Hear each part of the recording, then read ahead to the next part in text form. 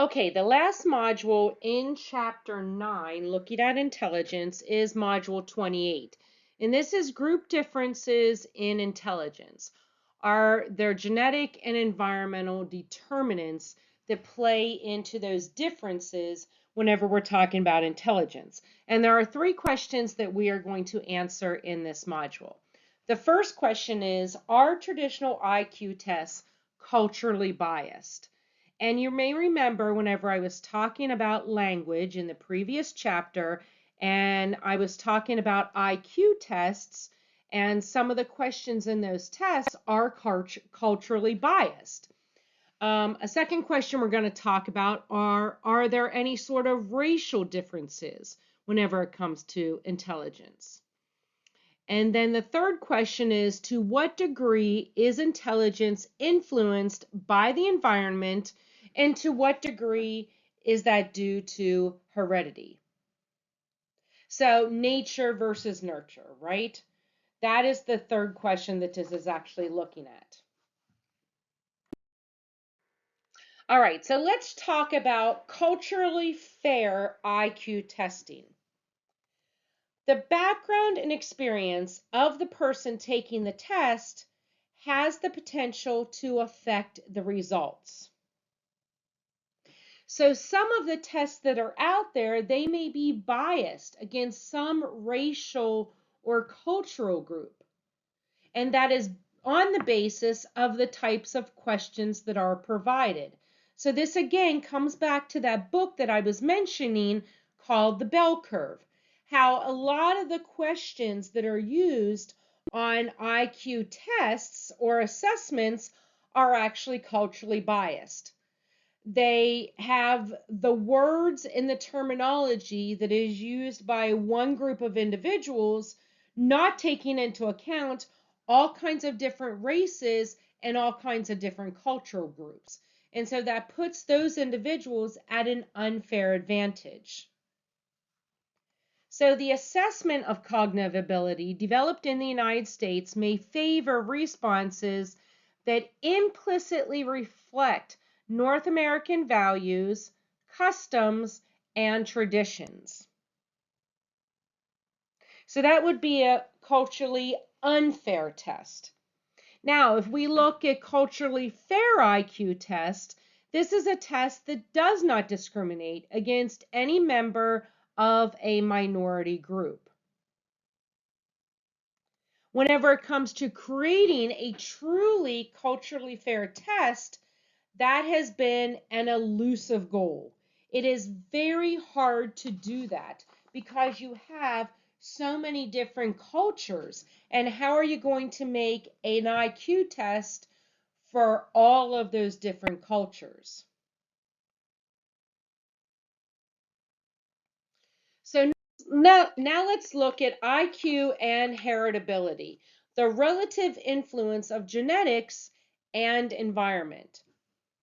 So whenever we're talking about heritability, what we mean by that is the degree to which a characteristic is related to genetics and inherited factors that you got from your parents or grandparents or relatives, right? So it is that type of intelligence that is passed down from generation to generation. When there are racial gaps that exist in cultures, the economically disadvantaged groups have lower scores. And that is very unfortunate because it may not be any fault of that one individual. This then suggests that there's a lack of compelling evidence, this suggests that there is a lack of compelling evidence that racial differences in IQ are due to genetic factors. It is more due to the environment and not to a genetic factor. We find that the greatest discrepancies in IQ scores occur when comparing individuals, not when we are comparing different groups.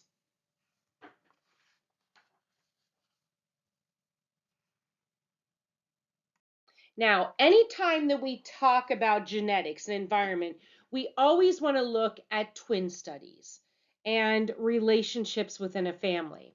So this table shows you the relationship between IQ and closeness of genetic relationship. And you can see that the more similar the genetic and environmental background of two people, the greater the correlation is. However, note, for example, that the correlation for spouses who are genetically unrelated and have been reared apart, they've not been raised together, that is relatively low. Whereas the correlation of identical twins that are raised together is somewhat substantial, right? You have a correlation of 0.86. You then go to fraternal twins, 0.62, siblings that are raised together versus siblings that are raised apart, parent to child, adoptive parents to child, unrelated children, and then spouses. So you can see that the difference between these correlations, 0.41 for siblings raised together and 0.424 for siblings raised apart, this shows the impact that environment has on intelligence. Siblings raised together have a higher correlation than siblings raised apart. Now, the relatively low correlation, 0.25, right, with unrelated children raised together shows the importance of genetic factors. So this is a really cool table, I think, because it shows us everything we have been talking about so far with this. In this table, you can actually find this table. I'm trying to see where this table is located, but I don't actually see it. But you can see this table in your book and where we talk about it. Okay, so the next thing that I want to talk about with this is, are we getting smarter? So are IQ scores actually rising than what they used to be previously? We call this the Flynn effect. The Flynn effect says that the average person today gets more items correct on an IQ test than what the average person did several generations ago. And we have two possible explanations for this Flynn effect. One is that there are improvements in the social environment, including education. There's a lot that's going on that's making things a lot better so that students are actually testing better on a test than what they previously did. And the second reason for the Flynn effect is improved health. The healthier you feel, the more you can go to school and get educated. The healthier you are, your brain is more in tune to be educated and learn more. So we are getting smarter. The IQ scores are raising.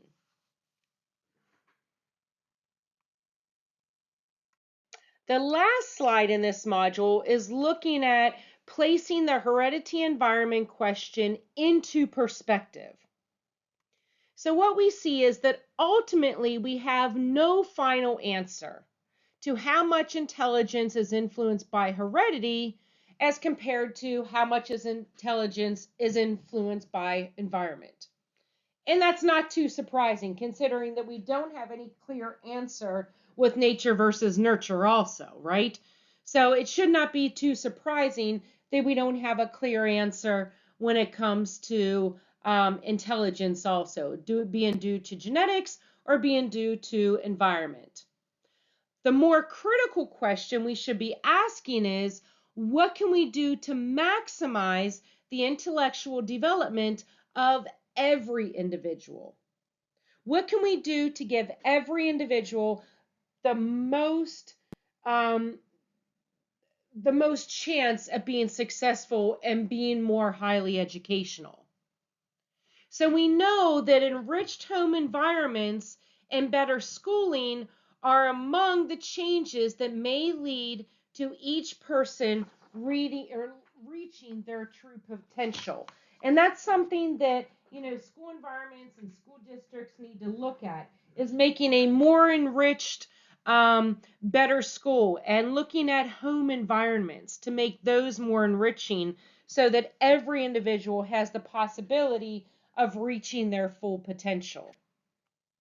Okay, that is chapter 9 on, or that is chapter, yeah, in chapter 9 on intelligence.